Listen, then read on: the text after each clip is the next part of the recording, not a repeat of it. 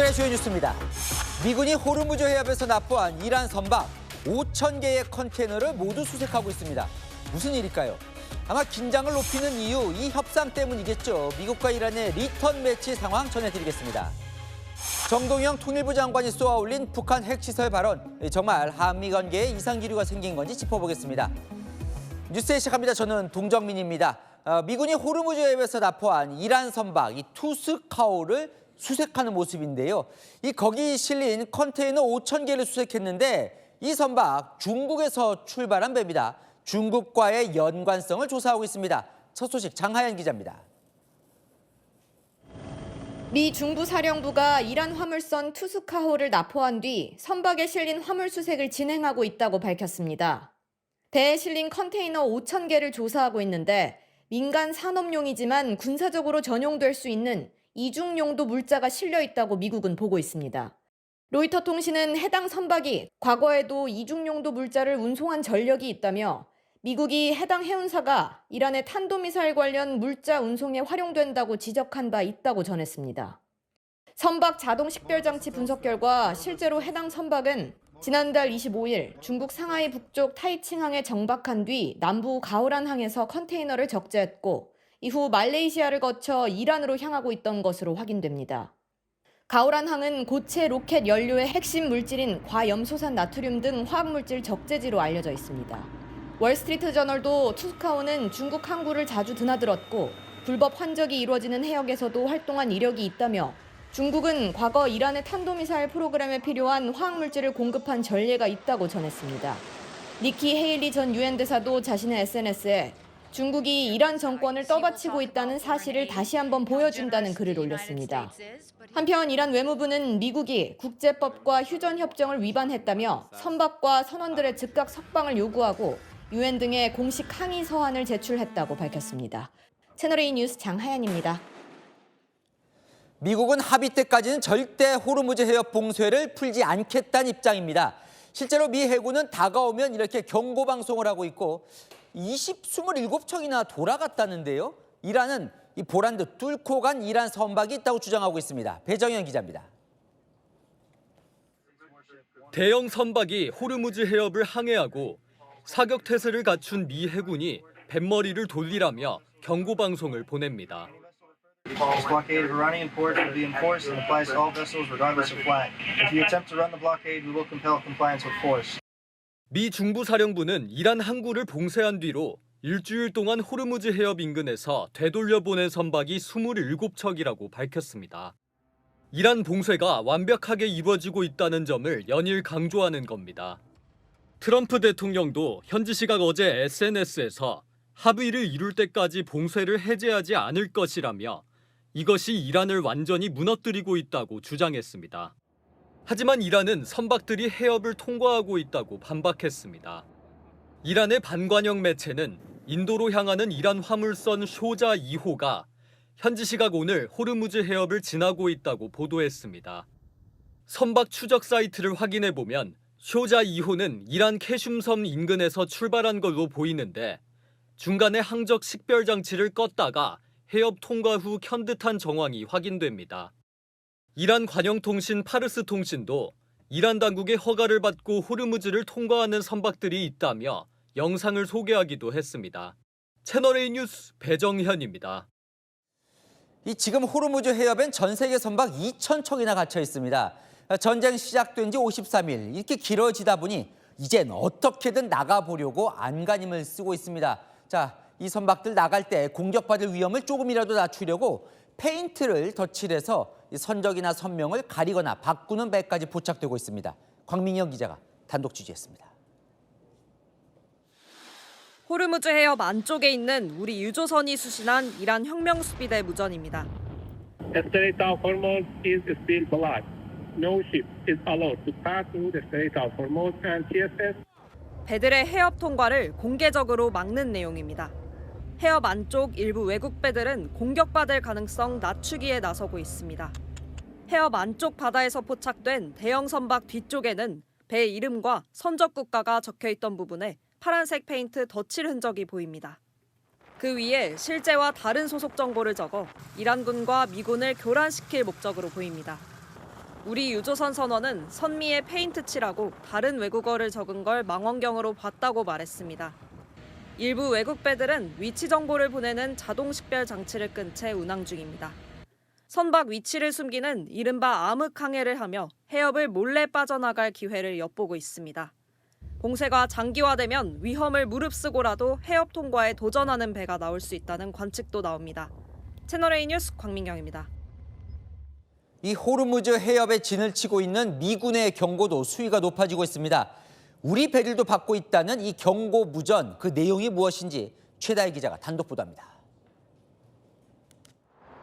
이란에 맞서 호르무즈 해협을 역봉쇄 중인 미 해군. 해협 안팎의 선박들에게 이란의 통행료를 주고 나오면 미군의 공격을 받을 거라고 무전으로 경고를 하고 있습니다. 통제 중이다, 지나갈 수 없다, 이렇게 이란 쪽에 돈을 지불하고 나오는 선박들은 공격하겠다, 이런 식으로. 이런 엄포는 1시간에도 10번 넘게 무전으로 반복되고 있습니다. 이란에 돈을 내더라도 미군 봉쇄를 뚫고 탈출할 꿈은 꾸지 말라는 건데 공격 가능성을 시사하는 미군 무선을 우리 배가 수신한 건 처음 알려졌습니다. United States warship 115. You are entering the area of the military blockade. 해협으로 들어갈 수도 나올 수도 없는 진퇴양난 상황에 우리 배들은 대체 경로를 찾고 있습니다. 원래 해협 안쪽 항구가 목적지였던 우리 유조선도 해협 밖 아랍에미레이트 푸자이라항 등으로 진로를 바꿔 원유를 실어오는 계획을 세우고 있습니다. 채널A 뉴스 최다희입니다. 네, 벤스 미국 부통령이 잠시 후 워싱턴을 떠나 파키스탄 이슬라마바드로 향합니다. 삐걱대는 듯했던 미국과 이란의 2차 협상이 내일 열릴 걸로 보이는데요. 이란은 참석 여부에 확답하지 않고 있지만 최고 지도자 모즈타바의 승인이 떨어진 걸로 알려졌습니다. 뉴욕에서 조아라 특파원이 보도합니다. JD 벤스 미국 부통령이 한국 시각 오늘 밤 이슬라마바드로 출발합니다. CNN 등 미 언론들은 미국과 이란의 2차 회담이 현지 시각 내일 오전 파키스탄 이슬라마바드에서 열린다고 전했습니다. 1차 협상 때와 마찬가지로 이란 측에선 모하마드 바게르 갈리바프 의회 의장이 대표로 나섭니다. 그간 이란의 협상 참여는 최고 지도자 모즈타바 하메네이의 승인으로 최종 결정된 것으로 보입니다. 다만 이란 국영 TV는 이 같은 보도에 대해 이란 대표단은 현재까지 이슬라마바드를 방문하지 않았다고 방송을 내보냈다고 AP통신이 보도했습니다. 한편 트럼프 대통령은 휴전 시한을 워싱턴 시간으로 수요일 저녁으로 못 박으며 협상 결렬 시 연장은 없다고 밝혔습니다. 지난 7일 2주 휴전 이후 애초 예정된 21일보다 하루 더 늘어난 셈입니다.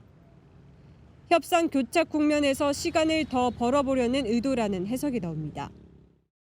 트럼프는 자신의 SNS에 이번 합의는 오바마와 바이든이 체결한 이란 핵 합의보다 훨씬 나을 것이라며 지난 합의를 기준으로 핵 협상이 논의되고 있음을 시사하기도 했습니다. Iran nuclear deal done by Barack Hussein Obama, probably the worst deal we've ever done as a country. But I terminated it, fortunately. Otherwise, right now, they'd have a nuclear weapon. 그러면서 이란 새 지도부가 현명하다면 번영하는 미래를 맞을 것이라며 이란의 결단을 요구했습니다. 뉴욕에서 채널A 뉴스 조아라입니다. 네, 그럼 이 협상이 열릴 이슬라마바드는 지금 어떤 모습일까요? 삼엄한 철통 경비 속에 도시는 숨죽인 분위기입니다. 팽팽한 긴장감이 감도는 현지 상황은 이서영 기자가 보도합니다. 도심 도로가 가로막혔고 경찰들이 일일이 차량을 살펴보며 검문합니다. 미국과 이란의 2차 종전 협상을 하루 앞둔 파키스탄 수도 이슬라마바드의 현재 모습입니다. 협상장인 세레나 호텔 인근이 레드존으로 지정되면서 해당 구역에 있는 회사나 학교도 모두 폐쇄됐습니다. 이슬라마바드에 26년을 거주한 우리 교민 김인영 씨가 보기에도 낯선 풍경입니다. 학교와 그 관공서들도 전부 다 이제 폐사가 돼가지고 재택근무와 그 다음에 온라인 수업으로 전환이 된 형태입니다. 그래서 한산한 그런 모습을 볼 수가 있습니다. 협상장 인근은 통신이 끊겨 통화나 인터넷이 전면 차단됩니다. 대중교통과 화물 운송이 중단되면서 도시 기능이 거의 마비됐고 손님이 줄자 상점들도 문을 닫아버렸습니다. 이슬라마바드는 그 시내의 화물 수송과 대중교통이 완전히 즉시가 전면 중단이 된 상황이고요. 상점들도 많이 폐쇄가 돼서 어려움을 겪고 있습니다. 1차 협상 때보다도 경비가 삼엄해졌지만 추가 협상에 대한 기대도 높습니다. 굉장히 중요한 그 협상이기 때문에 어떻게 하든지 성공을 가져오기 위해서 애를 쓰고 있는 것 같습니다. 2주 휴전 종료 시한을 앞두고 파키스탄은 협상 중재 준비를 마무리한 상태입니다. 채널A 뉴스 이서영입니다. 지방선거 소식으로 이어갑니다. 부산입니다. 먼저 뜨거워진 부산시장 선거. 처음으로 5차 범인의 접전을 보이는 여론조사 결과가 나왔습니다. 박형준 국민의힘 후보는 한동훈 전 대표와 연대의 가능성도 열어뒀습니다. 강보인 기자입니다. 전재수 더불어민주당 후보와 박형준 국민의힘 후보의 혈투가 달아오르고 있습니다. 전 후보 40%, 박 후보 34%로 후보 확정 후 처음으로 5차 범인의 접전 결과가 나왔습니다. 두 후보의 진단은 서로 달랐습니다. 선거가 가면 갈수록 서울이든 부산이든 전국 단위가 이제 서서히 붙을 겁니다. 바닥 분위기는 여전히 견고하다. 현 정권이 자꾸 부산 시민들을 기만하는 일들이 이렇게 계속 벌어지기 때문에 부산 여론이 저는 좋아질 수 없다고 생각합니다. 박 후보 측은 전 후보에 대한 통일교 금품수수 불기소 이후 오히려 여론이 넘어오고 있다고 주장했고, 전 후보는 이번엔 이념보단 일 잘하는 사람 지지하겠다는 이들이 많다고 반박했습니다. 동시에 치러지는 부산 북갑 재보궐선거가 변수로 꼽힙니다. 박 후보는 무소속인 한 전 대표와 연대 가능성을 배제하지 않고 있습니다. 선거를 이기는데 도움이 되는 방향으로 여당은 하정우 대통령 AI 미래기획수석 차출을 포기하지 않고 있습니다. 하정우 수석과 같은 다음 세대의 등장을 기대한다. 대통령 순방에 동행 중인 하 수석은 귀국 후 출마 여부를 밝힐 예정입니다. 채널A 뉴스 강보인입니다. 서울시장 선거가 봅니다. 오세훈 국민의힘 후보, 이재명 대통령이 언급한 장기 보유 특별공제로 상대 정원호 후보를 압박하며 여권 틈벌리기에 나섰습니다. 정 후보는 민주당 수도권 후보들과 함께 봉화마을을 찾아 내부 결속에 힘썼습니다. 백승현 기자가 이어갑니다. 오세훈 국민의힘 서울시장 후보는 이재명 대통령이 띄운 장기 보유 특별공제 폐지 구상과 관련해 서울 시민 절반 이상이 이사하면 재산이 날아간다고 비판했습니다. 그러면서도 이 정도 되면 입장을 내놔야 하는데 묵묵부답이라며 정원호 민주당 서울시장 후보를 압박했습니다. 오 후보 측은 부동산 공급을 강조하는 정 후보와 세금과 규제를 언급하는 정부 사이에 간극을 넓히는 전략을 펴고 있습니다. 정 후보는 논의되고 있지 않은 일을 자꾸 제기해서 갈등을 유발하고 있다고 맞섰습니다. 투기 목적이 아니라면 모든 1가구 1주택자들의 권리도 여전히 보호돼야 된다. 그런 명확한 입장을 갖고 있습니다. 정 후보뿐 아니라 민주당도 정부와 여당은 1주택자에 대한 장특공 폐지 관련 논의를 진행한 적 없다고 강조했습니다. 부동산 이슈를 띄우고 있는 오 후보는 강북 전성시대를 실현하겠다며 서울 도봉구 창동, 정릉 공영차고지 등을 찾아 개발 계획을 밝혔습니다. 정 후보는 추미애 경기지사 후보, 박찬대 인천시장 후보와 경남 봉화마을을 찾아 고 노무현 전 대통령 묘역을 참배했습니다. 여권 지지층을 결집하고 수도권 후보들과 원팀 연대를 통해 경쟁력을 높이는 전략으로 풀이됩니다. 채널A 뉴스 백승현입니다. 국민의힘은 각 후보들이 속속 독자 선대위 구성 의지를 밝히고 있습니다. 경기 지역은 후보가 없는데도 이 별도 선대위를 발족했는데 곳곳에서 당과 거리두기에 나서는 겁니다. 남영주 기자가 보도합니다. 국민의힘 소속 경기도 의원 6명이 독자 선거대책위원회를 꾸리겠다고 선언했습니다. 솔직하게 고백합니다. 지금 경기도 선거는 유례없는 위기입니다. 경기도 자체 선대위를 즉시 발족하겠습니다. 경기도는 아직 지사 후보도 정해지지 않은 상황. 하지만 일찌감치 장동혁 대표와 거리를 둔 겁니다. 중앙당에 실망한 다양한 민심을 담을 수 있는 큰 그릇을 미리부터 당 지도부와 거리를 두며 중도층 공략에 나선 것으로 해석됩니다. 오세훈 서울시장 후보는 장 대표가 후보들에게 짐이 되고 있다고 직격했습니다. 자연스럽게 지도부의 할 역할이 줄어들면서 후보자 중심의 메시지가 전달이 될 것이고 대구에서도 독자 선대위 쪽에 힘이 실리는 기류가 감지됩니다. 저희들은 저희들대로 지역별 특성을 반영한 그런 선거 활동을 할 것이고 대표의 유세 선거 지원 여부는 전적으로 대표께서 판단하실 부분이다. 당 지도부 관계자는 대선과 달리 역대 지방선거는 시도당별로 독자 선대위를 구성해 왔다며 크게 특별한 일이 아니라고 말했습니다. 장 대표는 내일 방미 이후 처음으로 강원도 현장 행보에 나섭니다. 김진태 강원지사 후보는 독자 선대위는 예의가 아니라면서도 내일 당 지도부를 만나면 머리를 맞대고 쓴소리를 할 것이라고 예고했습니다. 채널A 뉴스 남영주입니다. 네, 오늘의 정치 뉴스 정치부 손인혜 기자와 짚어보겠습니다. 첫 소식입니다. FAFO 트럼프 대통령 사진인데요. 뭡니까? 네, 맞습니다. FAFO, 까불면 다친다는 뜻의 미국 속어인데요. 장동혁 대표가 이 대통령, 미국과 헤어질 결심이라는 글과 함께 이 사진을 올렸습니다. 무슨 의미일지 알아보니까요. 트럼프 대통령은 이 글을 마두로 대통령 체포 당시에 올렸다고 하는데요. 장 대표 쪽 얘기 들어보니까요. 대통령한테 한 말은 아니고 이 한국 정부에 대한 미국의 우려를 비유적으로 표현한 거라고 합니다. 민주당은 대응 가치도 없는 극우 프레임이라고 불쾌감 드러냈습니다. 자, 한동훈 전 대표 보이는데 매일 하는 말이 있나 보죠? 네, 부산 북갑으로 이사한 한동훈 전 대표가 요즘 매일 하는 말이 있다고 하는데요. 한번 들어보시죠. 이사 왔는데요? 이사 왔어요. 저 만덕 왔어요. 만덕에 죽고했습니다. 제가 북구랑 같이 크겠습니다. 같이 크겠습니다. 북구랑. 제가 너희 한번 발전시켜볼게요.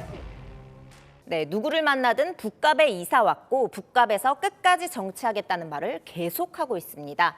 이 지역에 국민의힘으로 출마한 박민식 전 의원 한 전 대표 향해서 대구 기억거리다가 부산 왔다면서 정치 기생이라고 비판했는데요. 한 전 대표, 이 끝까지 북갑 정치인을 선거 전략으로 정한 듯 합니다. 네, 여권 소식도 좀 볼게요. 조국 대표의 대항마가 정해졌습니까? 네, 조국 대표가 평택을에 출사표 던지면서 이른바 선거 핫플이 됐죠. 이제 관심은 민주당이 이 지역에 센 후보를 붙일 거냐 아니면 약한 후보를 붙일 거냐입니다. 그런데 어제 예상 밖 인물이 등장했습니다. 이 정청래 대표가 이광재 전 강원지사를 핫플레이스에 출천해도 경쟁력 있다 이러면서 추켜 세운 건데요. 핫플, 평택을 지역을 염두에 뒀다는 얘기가 나옵니다. 이광재 정도 되는 거물을 낸다 그러면은 이거는 조국 대표 죽으라는 거죠. 이번에 조국 대표를 떨어뜨려야 본인의 대선 어떤 경쟁자가 줄어드는 거잖아요. 네, 조국혁신당에서는요. 불편한 기색 바로 보였습니다. 이광재 의원이 곤란하지 않으셨을까? 평택을은 이거 뭐지? 왜 곤란한 싸움을 나보고 하라고 하지? 딴 데도 많은데? 라고 하는 생각.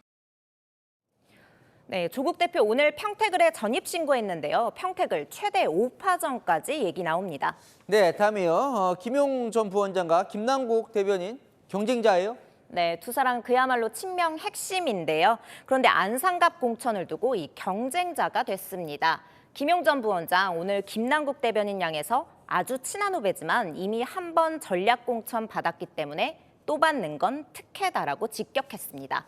이 김용 전 부원장은 경기 하나만이면 안산에 나가겠다고 합니다. 이 오늘 민생 체험 현장에서는요. 정청래 대표와 김남국 대변인이 함께 고구마를 심었는데요. 정 대표가 시원찮은데 그래가지고 공천 받겠냐고 하자 김 대변인 여기서 쓰러지면 공천 주는 거냐고 농담했다고 합니다. 이 김용 전 부원장의 경우에요. 2심에서 이미 유죄를 받은 상황이라 당에서는 부담스러운 기류도 있다고 하는데요. 김용 전 부원장 지지 모임인 용사모에서는 조작 기소로 피해본 사람인데 이걸 안 주면 어떻게 하냐고 압박하고 있다고 합니다. 잘 들었습니다. 손인혜 기자와 살펴봤습니다.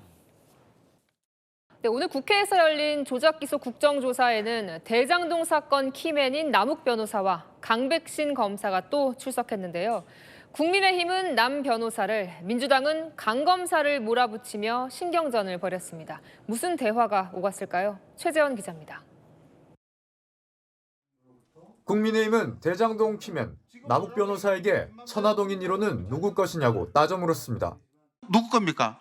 제가 김만배 회장님으로부터 이 시장 측 지분이다라는 얘기를 들은. 다시 한번 여쭤보겠습니다. 김만배 씨 겁니까? 이 시장님 측 겁니까? 지금은 김만배 씨 거라고 김만배 씨. 남 변호사가 계속 말을 바꾼다며 공세를 이어가자 남 변호사와 민주당이 반발했습니다. 본인이 이 실소유주는 이재명 그분이라는 그 취지의 발언을 하지 않았어요? 그런 사실 없습니다. 팩트를 정확하게 체크하고 얘기하세요. 대장동의 그분이라는 표현은 오보입니다. 민주당은 대장동 사건과 함께 윤 전 대통령 명예훼손 사건을 담당했던 강백신 검사와 공방을 벌였습니다. 증인의 영달을 위해서 대통령의 심리 경호를 위해서 충실하게 하였을 검찰 조직을 상납한 겁니다. 윤석열 대통령이. 이거 창피하지 않아요? 부끄럽거나 창피한 일 한 적 전혀 없습니다. 드릴 수 있습니다. 하지 마세요. 반성하세요. 그런 일이 전혀 없다는 점은 분명하게 말씀드릴 수 있습니다. 채널A 뉴스 최재원입니다. 청문회에는 윤석열 정부 시절 외교안보 라인도 총출동했는데요. 서해 공무원 피격 사건을 두고 윤 전 대통령의 하명 조작 기소였다는 민주당과 이들이 정면 충돌했습니다. 이어서 이솔 기자입니다. 윤석열 정부 외교안보 라인을 증인으로 부른 더불어민주당. 윤 전 대통령 지시에 따라 서해 공무원 피격 사건을 하명 수사한 게 아니냐고 몰아붙였습니다. 윤석열 정부에서 국정원에 검사 엄청 많이 파견됐죠? 윤석열이가 검사 대장이니까. 체육 검사는 누가 받은 거예요? 박 의원께서 지금 말씀하신 체육 검사를 누가 받았냐고요? 배가 있습니다. 뭐배 이야기하지 말고 그 변명하지 마. 김규현 전 원장은 최종 결정은 본인 몫이었다고 맞받았습니다. 국정원장이 대통령의 고발 지시를 받았고 그래서 고발하게 되었다 이런 내용으로 정리합니다. 위원장님, 저는 대통령의 지시로 고발해야 됐다고 발언한 적이 없습니다. 그건 왜곡이에요. 국민의힘은 당시 문재인 정부가 증거 없이 월북몰이를 했다고 반격했습니다. 정권이 바뀌어가지고 윤석열 정부에서 다시 이 부분을 무엇을 근거로 월북 판단을 했느냐는 조사가 들어간 거죠. 감사원에서는 월북이라고 단정할 수 없던 증거가 압도적이었습니다. 그러면서 1심에서 무죄가 난 박지원 전 국정원장의 첩보 삭제 지시 의혹을 다시 꺼내들었습니다. 한마디로 삭제할 수 없는 자료를 삭제했고 지금 현 국정원에서는 감사를 통해서 삭제가 아니라 회수로 둔갑시킨 것이죠. 네, 자, 그렇게 이해하고 있습니다. 채널A 뉴스 이솔입니다. 정동영 통일부 장관의 발언 파장이 가라앉질 않고 있습니다. 이 정 장관이 북한 구성 지역에도 핵시설이 있다는 걸 말하자 이 미국 쪽에선 정보 유출이라며 항의를 한 것으로 전해졌는데요. 이 당시 주한미군 사령관이 국방부 장관에게도 항의했다는 주장도 나왔습니다. 김정근 기자 보도 보시고 아는 기자 이어갑니다. 국회 국방위원장인 성일종 국민의힘 의원은 정동영 통일부 장관의 북한 핵시설 언급 직후 주한미군 사령관이 직접 나서 정보 유출을 항의했었다고 주장했습니다. 주한미군 사령관이 안규백 국방부 장관을 긴급히 찾아와 강력히 항의를 했다고 합니다. 또한 주한미대사관 정보 책임자도 국정원의 이 문제에 대해서 강력히 항의를 했다고 합니다. 성 의원은 사실이라면 정 장관은 1초도 그 자리에 있어선 안 된다며 사퇴를 주장했습니다. 국방부는 주한미군 사령관이 국방부 장관에 항의한 건 사실무근이라고 반박했습니다. 다른 곳에서 미국 측의 이상 기류도 감지됐습니다. 통일부가 정보 유출이 아니라며 정 장관 구성 발언 근거로 미국의 연구기관 CSIS 보고서를 거론하자 빅터차 CSIS 한국 석좌가 직접 반박에 나섰습니다. 구성 핵시설에 대한 보고서를 작성한 적 없다는 글을 올렸고 채널A에 추가로 CSIS가 아닌 별도 기관이 낸 자료고 핵 농축시설로 언급한 것도 아니라고 설명했습니다. 앞서 인도 순방 중인 이재명 대통령은 정 장관이 미국이 알려준 기밀을 누설했음을 전제한 모든 주장은 잘못이라며 정 장관의 힘을 실었습니다. 채널A 뉴스 김정근입니다. 네, 안 기자 정치부 김유진 차장 나와 있습니다. 이 정동영 장관 이 구성 발언 뭔가 좀 커지는 분위기예요, 오히려 파장이. 그렇습니다. 이 문제 처음 불거진 지난주 금요일에만 해도 정동영 통일부 장관 한 사람의 논란이었는데요. 닷새가 지난 오늘 안규백 국방부 장관에다 브런슨 주한미군 사령관, 빅터차 CSIS 한국 석좌와 이재명 대통령까지 언급되고 있죠. 상당히 판이 커졌습니다. 그래서 진실이 뭐예요? 그러니까 뭐가 문제인 거예요? 이게 낱낱이 확인되고 있지는 않습니다만 저희가 취재를 해본 결과로는 미 측이 정 장관의 구성 언급을 문제 삼았고 우리 측에 이 언급이 나오게 된 경위 조사와 재발 방지를 요구한 건 사실에 부합하는 걸로 보입니다. 실제로 통일부가 내부 조사를 거쳐 정 장관의 발언 경위를 확인했고 통일부는 문제 없다고 판단한 상황입니다. 그런데 이달 초부터 미 측이 우리 측에 북한 위성사진 같은 정보를 일부 공유해주지 않고 있는 걸로 전해지고 있죠. 조금 더 좀 알아봅시다. 이거 구성 지역에 뭔가 있다는 얘기잖아요. 뭔데 이렇게 미국이 예민하게 생각하는 겁니까? 예, 미국 군 당국은 24시간 동안 위성을 돌려서 북한 핵시설 등 전 세계 주요 안보 시설의 동향을 파악합니다. 기존에 알려진 북한의 우라늄 농축 시설은 영변과 강선 두 곳이었는데 지난달 6일 정 장관이 평안북도 구성이란 지역을 새로 거론한 겁니다. 구성의 핵시설 징후는 미국 위성 자산을 통해 얻은 민감 정보란 게 미 측의 입장입니다. 한국에 이걸 공유해주고 비밀 지키면서 함께 지켜보자 했는데 장관이 공개 거론했다는 게 불만인 거죠. 근데 통일부는 전혀 달라요? 그러니까 민감한 정보가 아니라는 거예요. 통일부도 그렇고 많은 북한 전문가들이 구성은 공공연하게 알려진 정보였다고 설명하고는 있습니다. 통일부가 구성이란 정보를 얻은 자료라면서 일부 민간 연구기관의 보고서를 공개하기도 했는데요. 내용 보시면 구성 지역의 방연 비행장 등이 의심되는 핵시설로 언급돼 있습니다.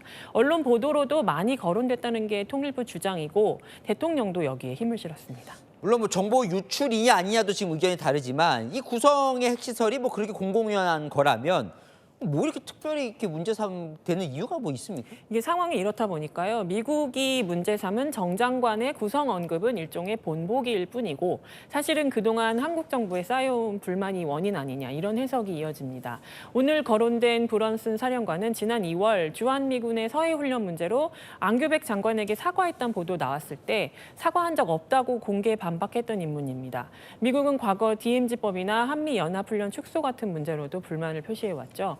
오늘 이례적으로 통일부 언급에 반박한 빅터차 미국 CSIS 한국 석좌하고 조금 더 이야기를 나눠봤더니요. 자신이 쓴 보고서는 핵무기 기폭장치 실험 가능성을 다룬 것이지 핵 농축시설 언급한 게 아니라는 설명입니다. 자신이 쓴 보고서는 통일부가 든 정 장관 발언의 근거가 될 수 없다는 거죠. 빅터차는 백악관 NSC에서도 일했던 한때 주한미국 대사로도 거론됐던 미국 측의 한반도 전문가입니다. 직접 뛰어든 건 그만큼 이 상황에 문제가 있다고 판단한 걸로 보입니다. 한미 갈등이 더 이상 증폭되지 않도록 잘 관리해야 할 필요가 있다는 지적이 나옵니다. 소통을 좀 해야 될 것 같아요. 한인 기자 김유진 차장과 이야기 나눠봤습니다. 네, 걸그룹 출신 배우 나나 씨가 자택 침입 강도 사건의 증인으로 법정에 섰습니다. 흉기로 위협했던 침입자가 오히려 자신이 피해자라고 주장하는 상황이 황당하다며 격앙된 감정을 감추지 못했는데요. 오세정 기자가 보도합니다. 노란색 모자와 검은색 마스크를 쓰고 법원으로 들어서는 배우 나나 씨.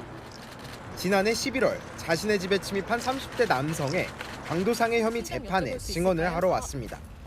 청심환 먹고 왔어요. 너무 긴장돼가지고 그래서 감정 조절을 좀 잘 하고 오려고요. 남성은 오히려 자신이 나나에게 흉기 등으로 구타당한 피해자라고 주장하며 나나를 살인미수로 고소했습니다. 황당하고요. 제가 지금 이 자리까지 온 게 좀 굉장히 아이러니한 상황인 것 같아요. 그냥 솔직하게 다 투명하게 얘기하면 제대로 된 판결이 나오지 않을까.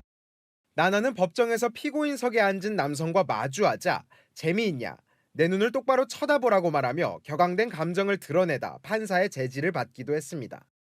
나나는 당시 상황에 대해 흉기를 뺏어야겠다고 생각해 본능적으로 방어했다고 증언했습니다. 앞서 경찰은 남성이 고소한 나나의 살인미수와 특수상해 혐의에 대해서 정당방위로 보고 처벌 대상이 아니라고 결론 내렸습니다. 채널A 뉴스 오세정입니다. 상장을 앞두고 투자자들을 속여 지분을 팔게 한 혐의를 받는 하이브 방시혁 의장에 대해 경찰이 구속영장을 신청했습니다.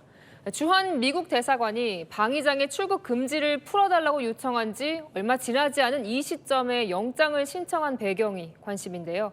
김채연 기자가 보도합니다. BTS 소속사인 하이브 방시혁 의장에 대해 경찰이 구속영장을 신청했습니다. 지난해 11월 방 의장을 5차 소환 조사한 지 5달 만입니다. 오늘 조사에 성실히 임하겠습니다.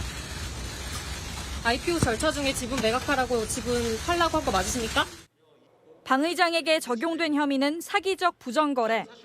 방 의장은 지난 2019년 주요 투자자들에게 하이브 상장 계획이 없다며 지분을 사모펀드에 팔게 하는 방식으로 상장 과정에서 부당이득 1,900억 원을 챙겼다는 의심을 받고 있습니다.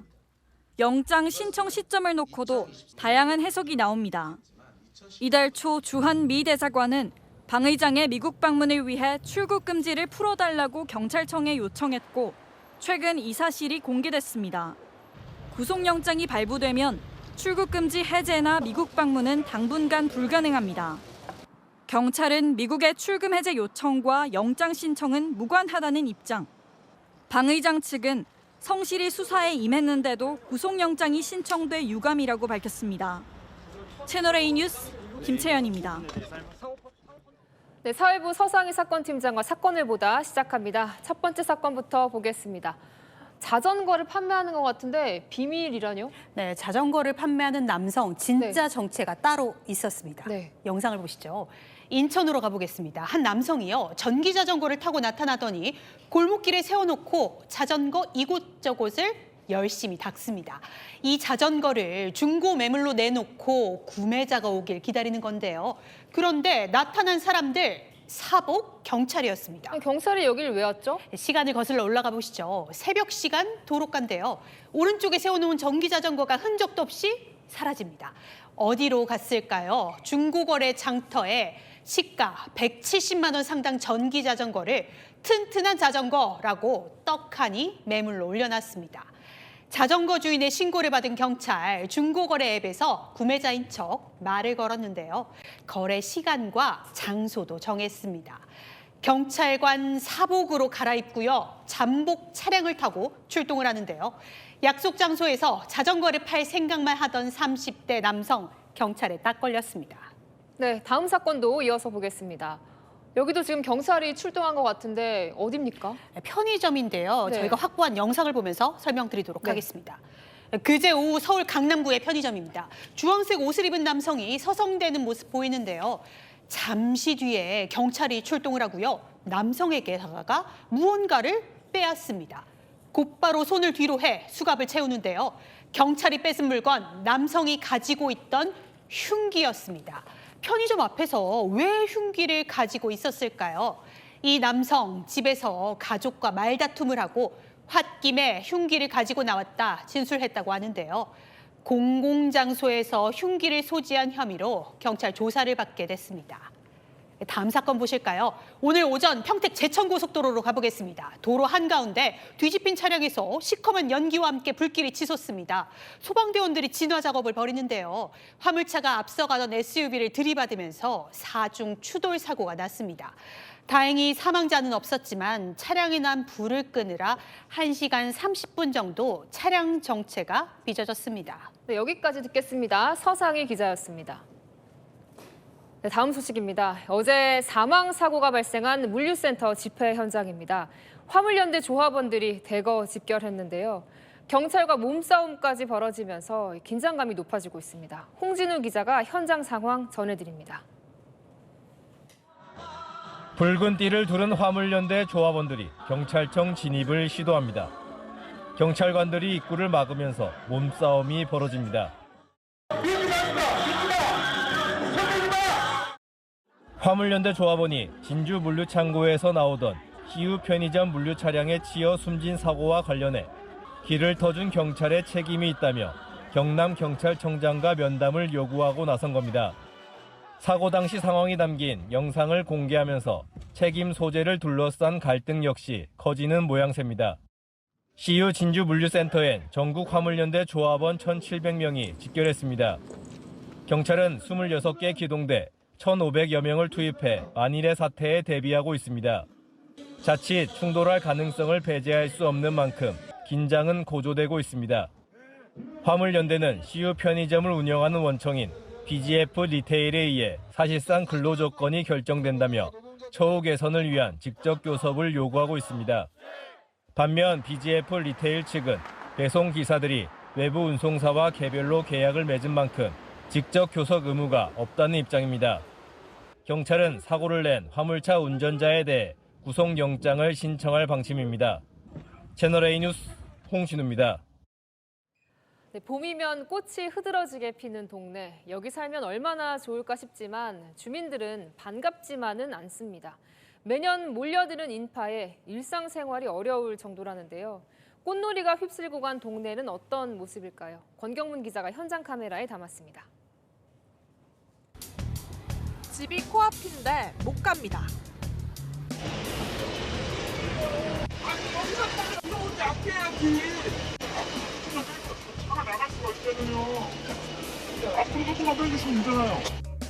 골목마다 감정이 폭발합니다.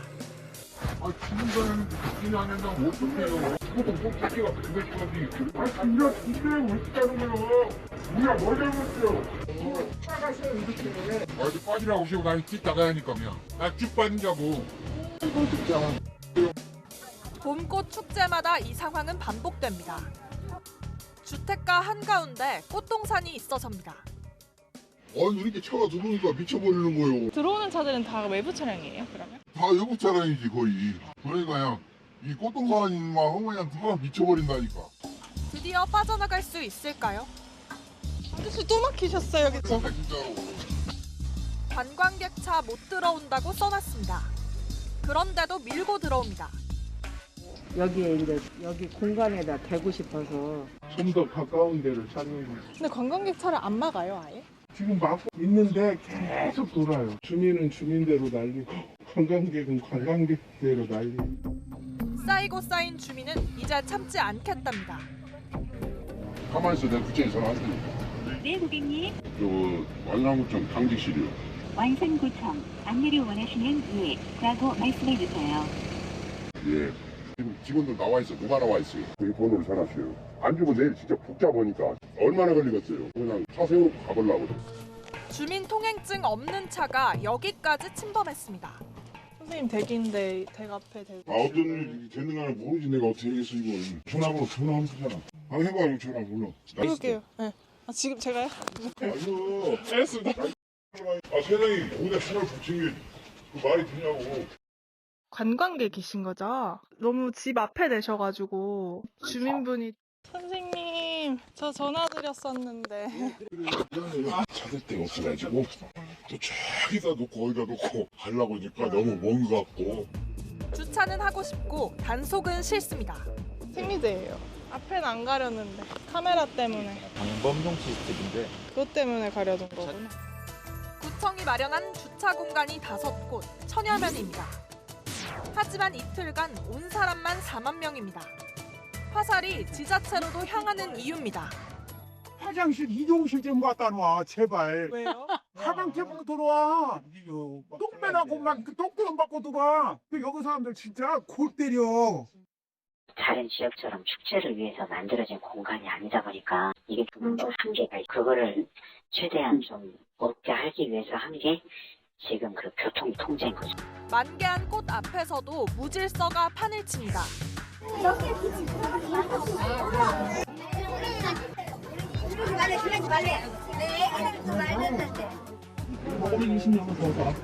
이 꽃은 그냥 나물로 무쳐 먹어요.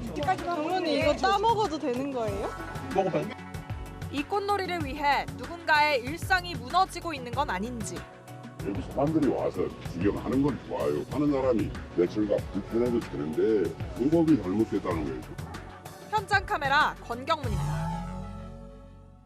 사회복무요원으로 근무하면서 무단 결근과 근무지 이탈을 일삼다 재판에 넘겨진 아이돌 그룹 위너의 송민호 씨에게 징역 1년 6개월이 구형됐습니다. 송 씨는 혐의를 모두 인정한다며 재복무 의사도 밝혔습니다. 홍지혜 기자입니다. 검은색 정장을 입은 아이돌 그룹 위너 멤버 송민호 씨가 법정 밖으로 나옵니다. 병역법 위반 혐의로 징역 1년 6개월을 구형받은 직후입니다. 어떤 처벌이 있던 겸허히 받아들이고 인정하는 바입니다. 네. 재복무 하신다는 것도 진심이신 걸까요? 네, 맞습니다. 송 씨는 사회복무요원 근무기간 430일 가운데 102일을 무단 결근하거나 근무지를 이탈한 혐의로 재판에 넘겨졌습니다. 오늘 송 씨는 최후 진술에서도 건강을 회복해 재복무 기회가 주어진다면 성실히 마치고 싶다고 말했습니다. 조울증과 공황장애가 있다며 재판부에 선처도 호소했습니다. 실망시켜드려 죄송합니다. 병무청 관계자는 형이 확정되면 지난 2024년 내려진 송 씨의 소집 해제를 취소하고 부실 복무 기간만큼 재복무를 시킬 예정이라고 밝혔습니다. 검찰은 송 씨가 장기간 출근 않고도 허위 서류를 제출해 복무를 회피했다며 엄벌이 필요하다고 밝혔습니다. 채널A 뉴스 홍재입니다. 오늘 전 세계 IT 업계 시선이 실리콘밸리로 쏠렸습니다. 애플 창업자 스티브 잡스에 이어 15년간 이끌어온 CEO 팀 쿡이 물러나고 새 주장으로 존 터너스가 올랐습니다. 25년간 애플에서 근무한 엔지니어 출신인데요. 이제 다가올 존 터너스 시대는 어떻게 바뀔까요? 윤수민 기자가 보도합니다.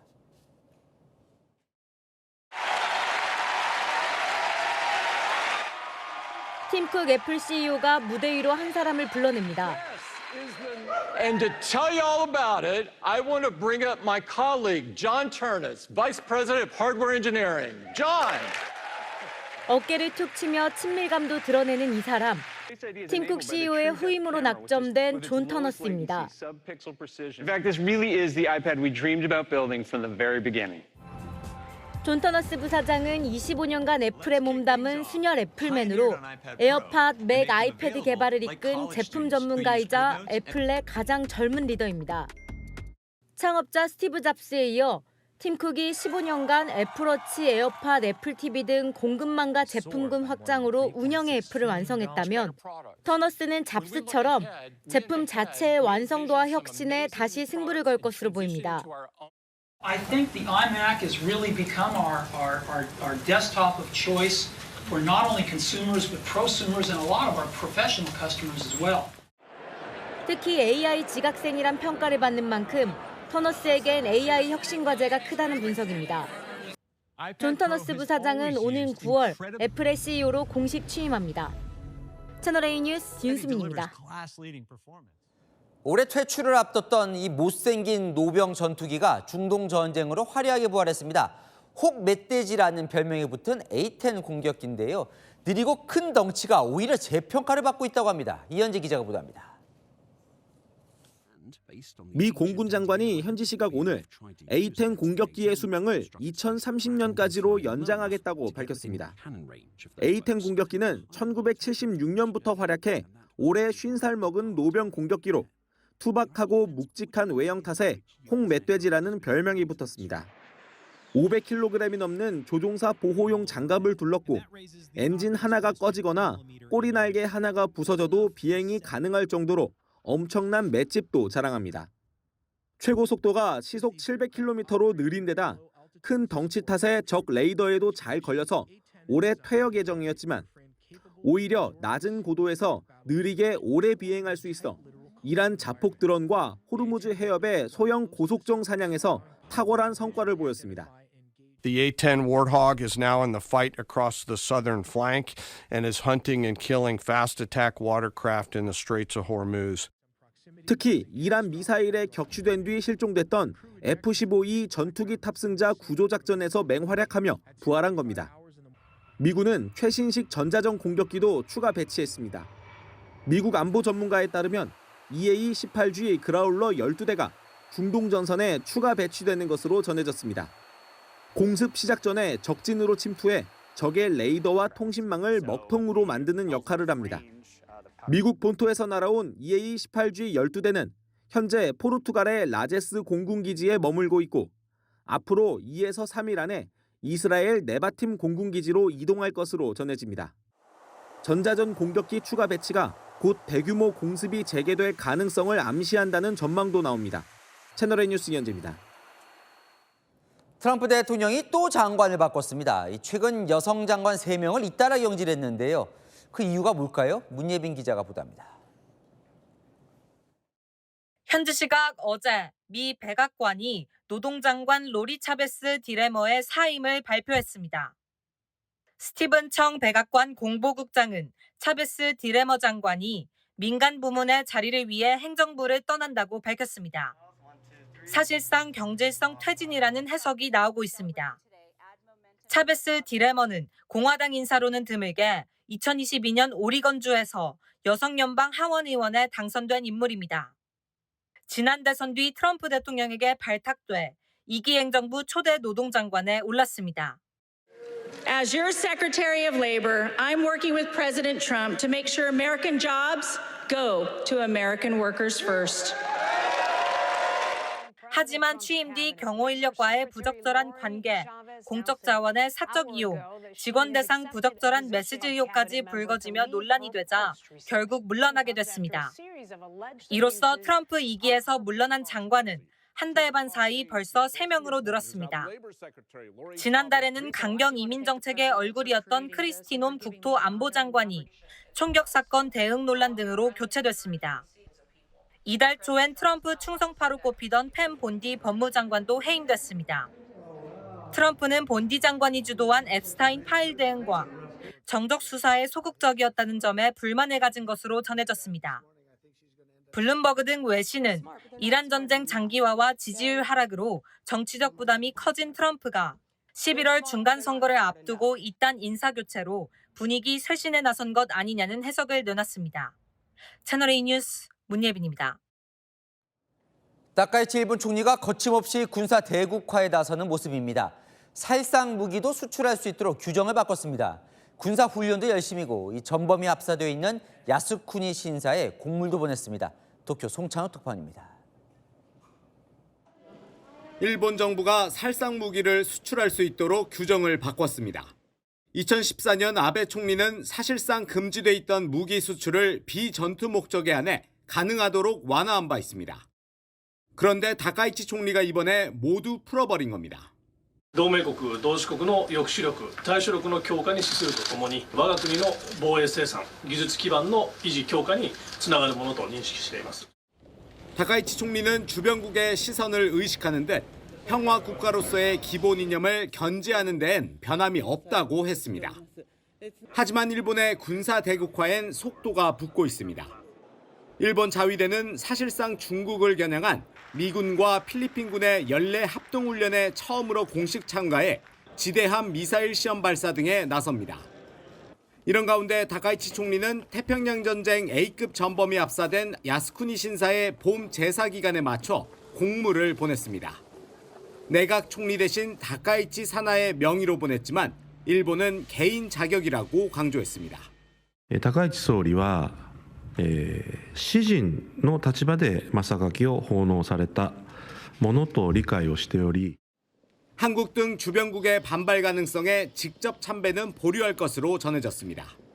하지만 외교부는 과거사에 대한 성찰과 반성을 행동으로 보여달라고 지적했습니다. 다카이치 총리가 참배하지 않더라도 여당인 자민당 등 일본 국회의원들은 내일 이곳 야스쿠니 신사를 집단 참배할 예정입니다. 도쿄에서 채널A 뉴스 송천욱입니다. 인도에서 오토바이를 타고 고개 운전을 하던 삼형제가 사고로 모두 숨졌습니다. SNS에 올릴 영상을 찍다 벌어진 참사였습니다. 이현용 기자가 보도합니다. 오토바이를 타고 질주하는 인도 남성들. 이들 삼형제는 소셜미디어에 짧은 순간을 올리려 위험을 무릅씁니다. 그러나 위험한 주행에 결국 모두 목숨을 잃었습니다. 이른바 쇼폼, 짧은 영상을 올려 재미와 주목을 받으려다 벌어진 비극입니다. 큰 외침이 들리더니 곧바로 총소리가 납니다. 아메리카 대륙의 가장 큰 피라미드, 유네스코 세계유산인 멕시코의 유적지에서 총격이 발생했습니다. 캐나다인 여성 1명이 숨졌고 13명이 다쳤습니다. 범인은 목숨을 끊었습니다. 월드컵을 앞두고 멕시코 내 치안 우려가 커지고 있습니다. 건장한 청년들이 뒤엉켜 서로 주먹을 휘두릅니다. 싸움은 총격으로 번졌습니다. 5명이 다쳤고 이 중 1명은 중태에 빠졌다고 현지 경찰은 밝혔습니다. 경찰은 용의자 4명의 신원을 파악 중입니다.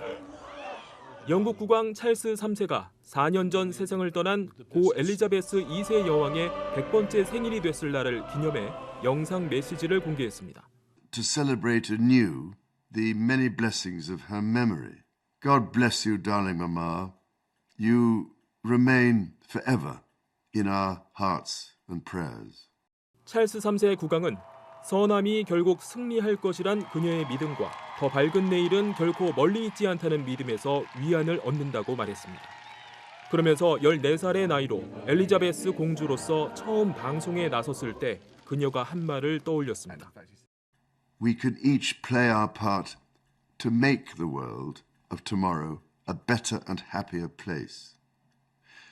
It is a belief which I share with all my heart. 채널A 뉴스 이현용입니다.